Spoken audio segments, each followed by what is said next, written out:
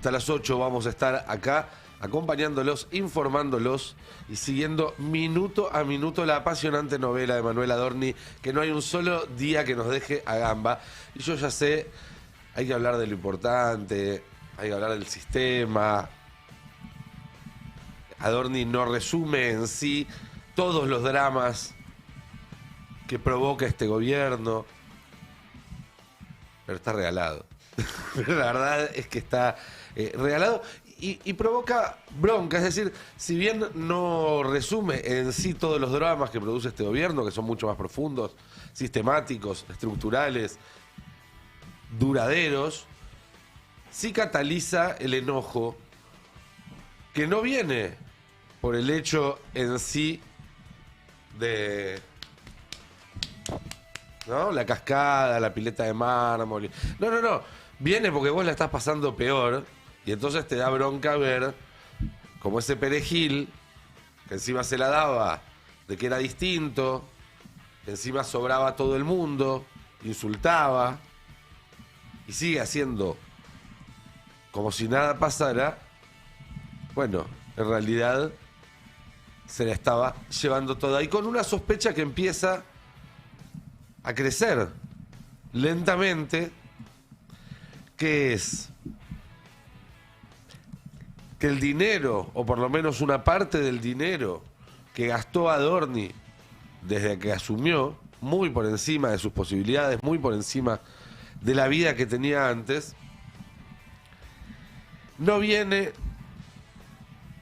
de los contratos de la productora de su amigo Grandío, no viene de los contratos de la empresa de coaching ontológico de su esposa, sino que viene de un sobresueldo que forma parte sistemática, estructural de la corrupción de esta administración. Es decir, que todos los ministros, que funcionarios importantes, habrá que ver bien cuáles y con qué alcance, cobran además del sueldo que les aparece en blanco, que les liquida la administración todos los meses, bueno, otra plata en negro.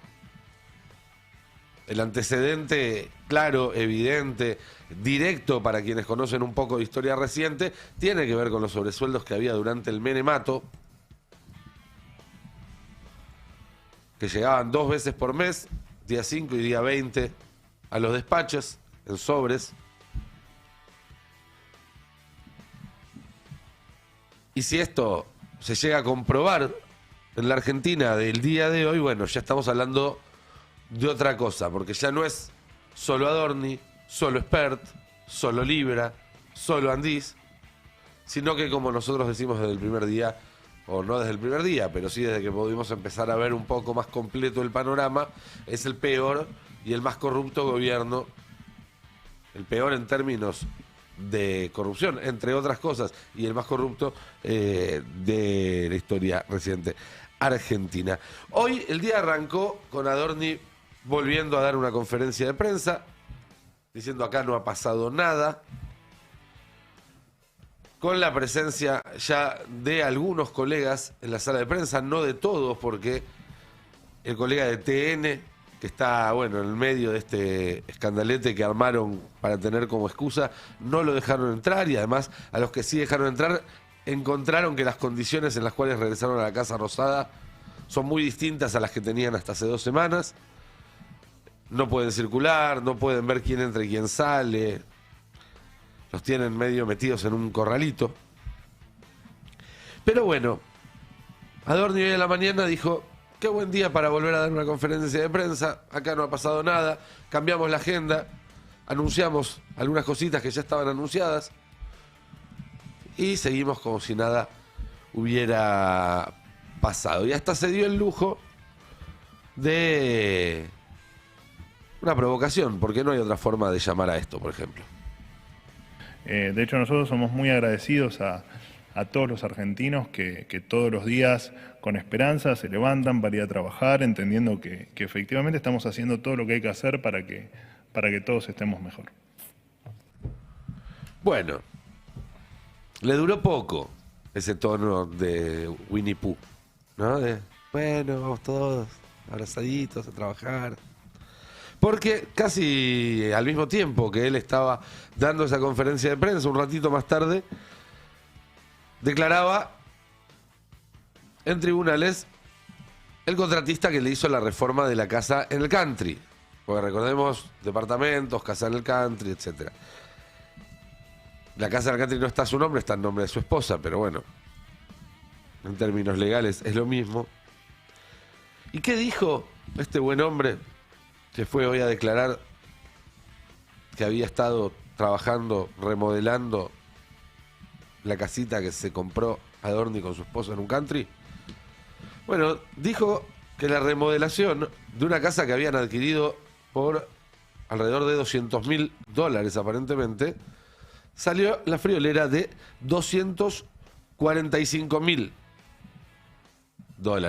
200 más caro que lo que le salió la casa. Se hizo un quincho, se hizo una pileta de mármol, se puso una cascada. Una cascada. No lo puedo creer. Una cascada. En fin. Y si uno suma estos 245.000 más los 200.000 que salió esta casa. Tenemos la siguiente placa, la cuenta la había hecho el colega Hugo Alconada Amor en La Nación. Uno a eso le suma 30.000 de la camioneta, dólares, ¿no? Estamos hablando. 27.658 dólares de los viajes al exterior. Esto es dinero que consta en la causa. Más 9 millones de pesos para viajes dentro del país. Se trata de la escapadita a Bariloche, al Yao Yao. Más la plata que dice deberle a estas personas que le prestaron el nombre para comprar los departamentos, que son $335.000 más intereses. Los departamentos son un poco más caros, con lo cual podemos sospechar que esa supuesta deuda en realidad es un poco más. Pero bueno, estamos hablando de un piso de $840.000 más intereses, sin contar los colegios de los pibes, impuestos, expensas, que en una casa de country como esa estamos hablando largamente más de $1 millón por mes, ni hablar del departamento de Miró, que también es otro tanto, teléfonos, patentes, seguros, tarjetas de crédito, que ahí hay bastante más. Todo eso con un ingreso de Adorni en blanco, 3 millones de pesos por mes, hasta enero de este año, cuando se lo subió a 7 y pico. Y su esposa, que era monotributista hasta septiembre de 2025, pero tuvo la enorme fortuna de elegir de tener una vocación, ¿no? Muy redituable, el coaching ontológico. Me fascina.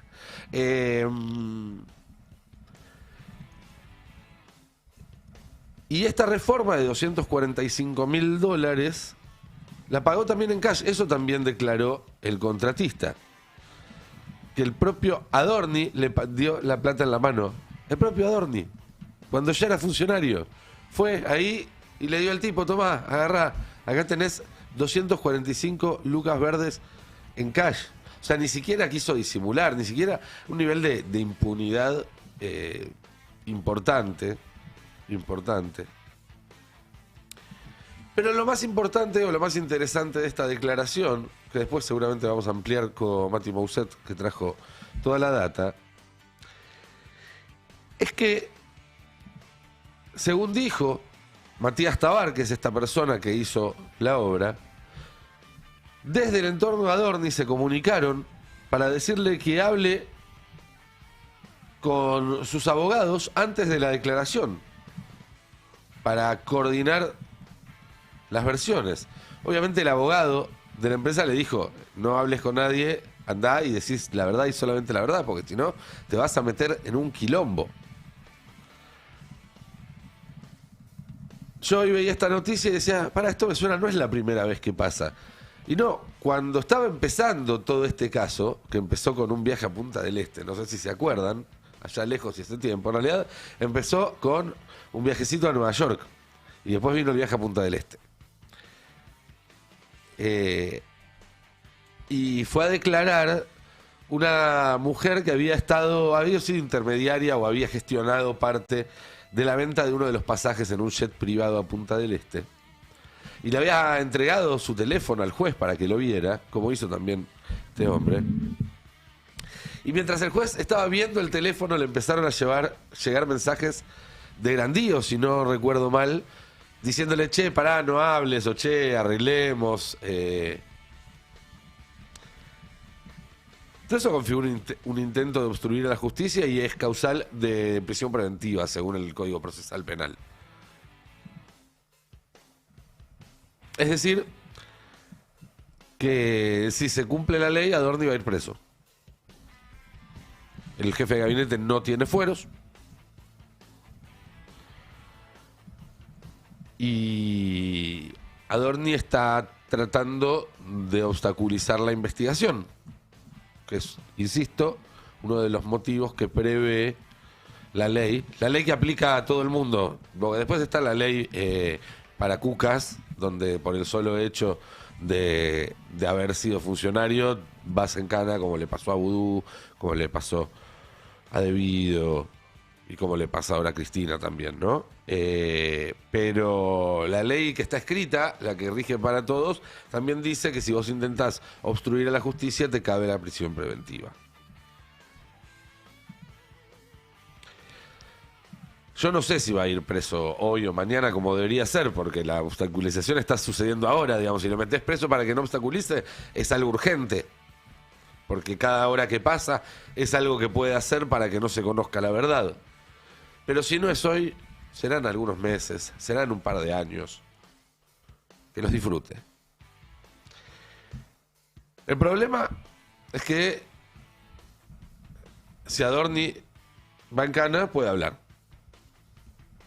Yo no confiaría en Adorni. Digamos, yo no creo que sea un tipo de códigos, un tipo leal, un tipo que va a morir con las botas puestas. Yo no.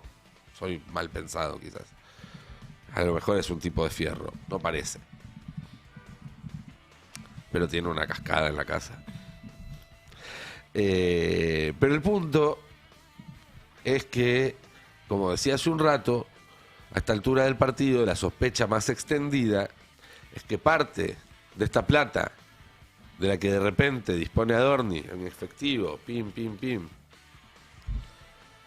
no solamente viene de los negocios que tenga con Grandío, no solamente viene de los negocios que tiene de su mujer, sino que además puede venir de un sobresueldo que ya no es algo aislado de él, sino que toca a otros funcionarios o figuras importantes del gobierno. Y por eso también no le sueltan la mano. Lo publicó este fin de semana Santiago Fioriti en Clarín, por ejemplo. Era algo que acá se había comentado, lo hemos comentado en el pase más temprano. Digo, todavía no están las evidencias, pero off the record es algo que ya se habla, ¿no? Lo que dice ahí Fioriti dice: al combo que une sospechas de corrupción con las internas en el Ejecutivo y las fricciones por el rumbo económico, podría sumarse un asunto no menos comprometedor. Son cada vez más las voces que sospechan que en algunos sectores del gobierno hay funcionarios y asesores que recibirían pagos mensuales por fuera de lo establecido, los famosos sobresueldos. Bueno, las voces en realidad no sospechan, las voces son las que hablan de sospechas que obviamente ya se maduraron lo suficiente como para empezar a expresarse, para poder tener voz. Esto no es algo que de un día para el otro alguien que forma parte de un esquema corrupto dice: voy a empezar a contarlo. No, en general uno tiende a ser discreto, a no ser que vea que se está prendiendo fuego todo y quiera salvarse. Al menos 2 personas que hablaron con Clarín, escribe Fioriti, confesaron que los tentaron para diferentes puestos en la Casa Rosada y que cuando se sentaron a hablar del sueldo, les blanquearon que en algunos casos puntuales existía esa anomalía.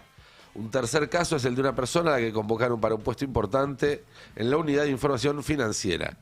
El hombre, por supuesto, preguntó a cuánto ascendería su salario. Le dijeron y le pareció poco, pero además por afuera lo alentaron. El candidato lo pensó y rechazó la oferta. Quizás algún día se anime a contarlo. Esa apretada sí se puede ver. Hoy en la primera conferencia de prensa que dio después de todo este quilombo, del último, porque viste, viene conferencia de prensa, quilombo, conferencia de prensa, quilombo, le preguntaron a Adorni por el tema de los sobresueldos. Y uno diría, a ver, el tipo es vocero, ¿no? Ya no, pero oficia de vocero. te preguntan, ¿hay sobresueldos en el gobierno? Y es medio automático, no. Es como, you had one job. Pero no, se lo preguntaron 2 veces y no supo o no pudo negarlo. Le quería preguntar si hay sobresueldos en el gobierno. Hubo una investigación de Clarín que se publicó este fin de semana. No nos basamos en, no analizamos cuestiones, notas periodísticas nosotros. No analizamos ni la ley y la nota, no sé de qué me hablas. Así que... También reiterar un poco la pregunta que le ha hecho acá el colega, que más allá de una revelación periodística que ha sucedido en Clarín, si puede también confirmar o negar algo que es muy relevante y que ha generado también conmoción no solo entre los periodistas, sino entre la sociedad, sobre los supuestos sobresueldos en muchos de los funcionarios. Gracias. Bueno, la última pregunta que hiciste, me remito a la respuesta que leía tu compañero Gallardo. Pero decí que no, Manuel, si ya mentís cada vez que abrís la boca, ¿qué te cuesta una mentira más? Estás quedando en evidencia. Además me causa gracia eso de nosotros no contestamos versiones periodísticas. Hicieron una cuenta de Twitter para contestar versiones periodísticas. Contestan cualquier pavada, y no pudieron salir a decir, no, en este gobierno no se pagan sobresueldos. ¿Por qué? ¿Qué quieren que les diga? En fin, es el gobierno más corrupto de la historia reciente, ya no cabe ninguna duda. Voy a ir a buscar el archivo cuando yo lo decía hace un año y pico, y voy a volver a poner el graph de Lantos, tenía razón. Obviamente que esto tiene mucho que ver con lo que se ve en las encuestas, del deterioro de la imagen del gobierno, porque como decía al principio, la gente no está enojada por lo de Adorni, la gente está enojada porque vive como el orto, y lo de Adorni es el catalizador, que dice no puede ser. Ah, no me estaba sacrificando para estar mejor, me estaba sacrificando para que este hijo de puta esté mejor. Bueno, hoy veía entre los testimonios que salen a buscar todos los canales a la calle uno muy esclarecedor en ese sentido. Manuel Adorni, ¿lo tiene? No, no lo quiero ni ver. ¿No lo quiere ver? No. ¿Qué le parece a este hombre, a la hora de usted? ¿Cómo es su nombre? Luis Villafranca. Luis, cuando usted está viendo, lo ve, las conferencias de prensa, el trato, ¿no le gusta? No, son todos iguales. Son todos iguales. ¿Usted creía en aquel Javier Milei que venía antes de ganar la elección y tal vez cuando le ganó también, que iba a sacar la casta, que iba a estar Sí. ¿Lo creyó? Sí, lo creí yo. ¿Y ahora? No, ahora no lo quiero más. Está defraudado. No, quiero que se postule otro. Bien, Este ya fue, ya. ya está. Ya está, ya. No confía. Y ahora, si yo le...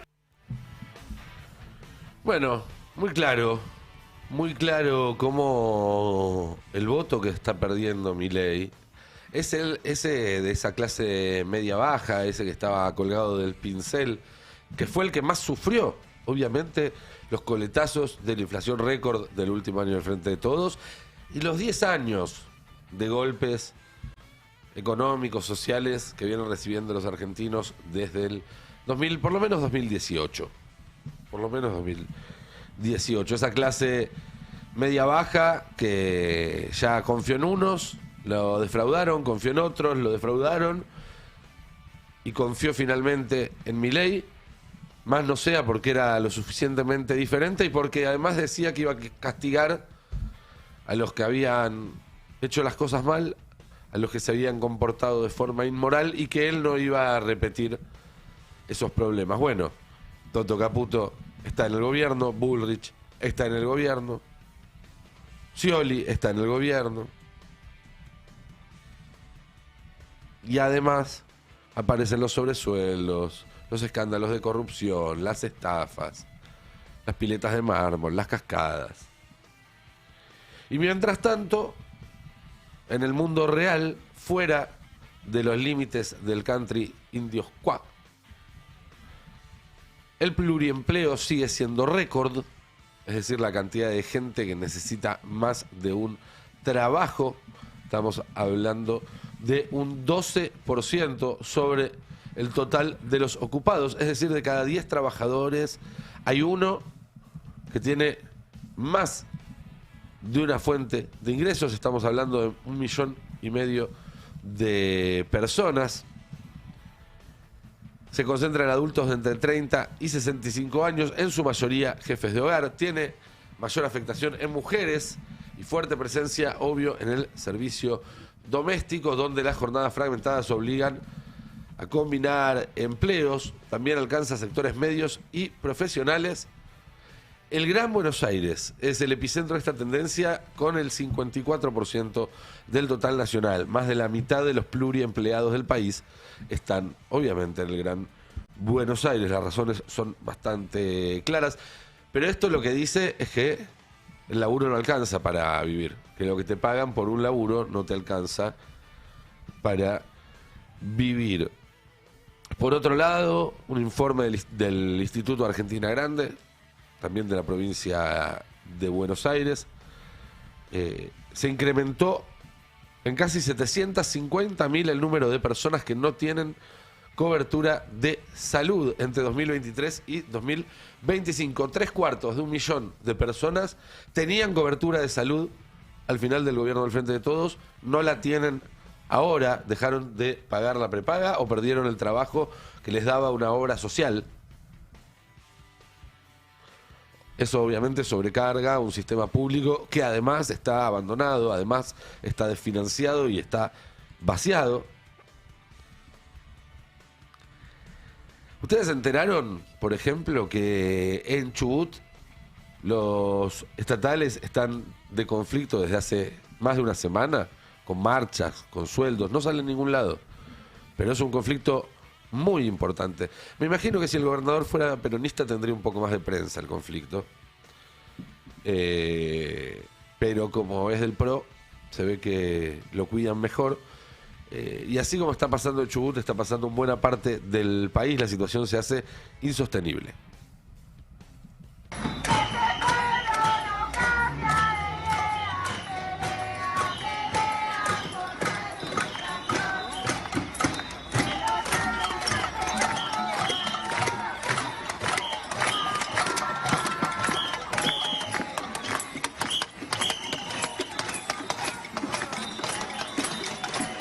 Bueno, muchísima gente ahí en la marcha. Todos los días hay manifestaciones, hay medidas de fuerza.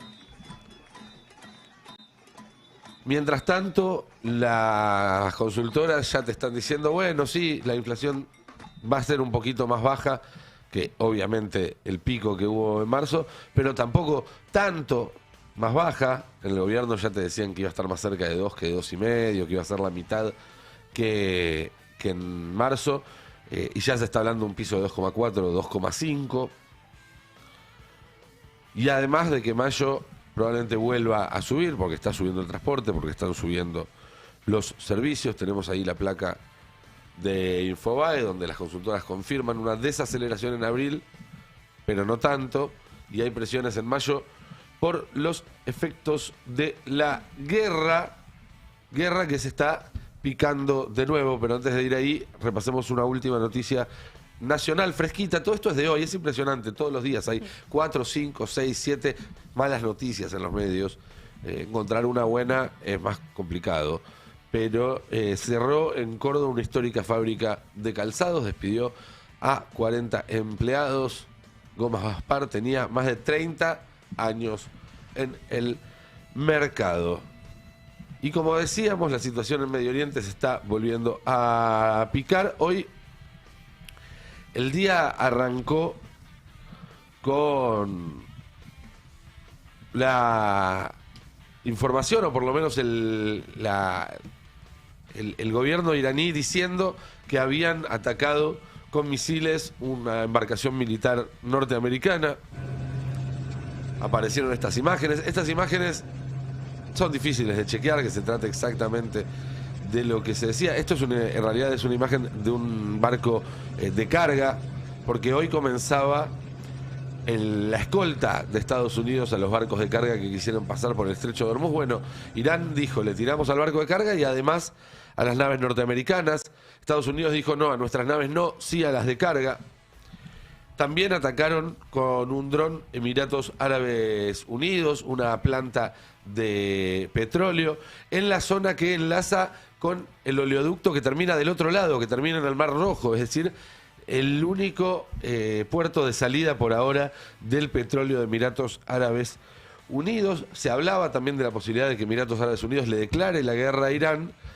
Y Trump, para poner un poco de paños fríos en el asunto, salió a amenazar con borrar a Irán de la faz de la tierra, como ya había hecho en su momento, hablando de borrar una civilización y demás. Bueno, otra vez la tensión en la zona y la posibilidad de que el alto el fuego termine por estallar en las próximas horas. De esta forma, el petróleo sigue subiendo. A esta hora creo que está en 113 más o menos el Brent, con un piso ya muy por arriba de los $100. Eso es lo que hay que mirar. Después, las fluctuaciones muchas veces en el mismo día son de varios dólares, son de $5, $7 en un solo día. El tema es hasta dónde baja cuando baja. Cuando empezó el conflicto, el piso estaba en 60 y pico, 65. Después de la primera andanada, estaba en 80. Bueno, ahora ya estamos por lo menos en 100 de piso y da la sensación de que eso solo puede seguir subiendo y eso también va a seguir generando cada vez mayor tensión y presión a una economía argentina a la cual no le sobra absolutamente nada. Pero se hizo una cascada en la casa.